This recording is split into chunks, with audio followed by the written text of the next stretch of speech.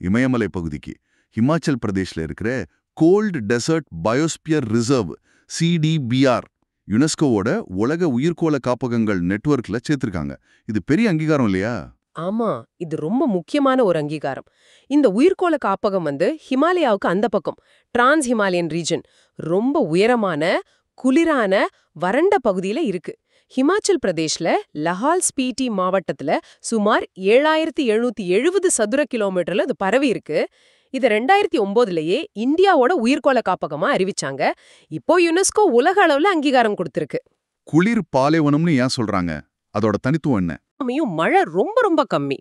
அதனாலதான் இது குளிர் பாலைவனம். காத்து வீசுற பீடபூமி, பனிப்பாறை பள்ளத்தாக்கு, உயரமான ஏரிங்க, கரடு முரடான நிலம்னு இது ஒரு தனித்துவமான சூழல் அமைப்பு. இது இந்தியாவோட முதல் உயரமான குளிர் பாலைவன உயிர்க்கோள காப்பகம். ஓ, அப்படியா? ஆமா. ஃபேமஸான பின் பள்ளத்தாக்கு நேஷனல் பார்க், சந்திரதால் ஏரி, கிப்பர் வைல்ட் லைஃப் சாங்சுரி இதெல்லாம் இதுக்குள்ளதான் வருது. இந்த சேர்ப்போட சேர்த்து இந்தியால இப்போ யுனெஸ்கோ அங்கீகாரம் வாங்கின 13 பயோஸ்பியர் ரிசர்வ் இருக்கு.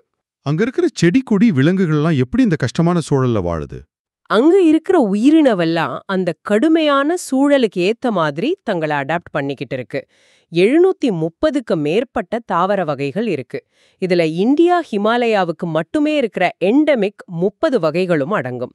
ரொம்ப கடினமான ஆல்பைன் புல், மருத்துவ மூலிகை, கடல் பக்தான், ஹிமாலயன் பர்ச் மரம் மாதிரியான அரிய தாவரங்கள்லாம் அங்க வளருது.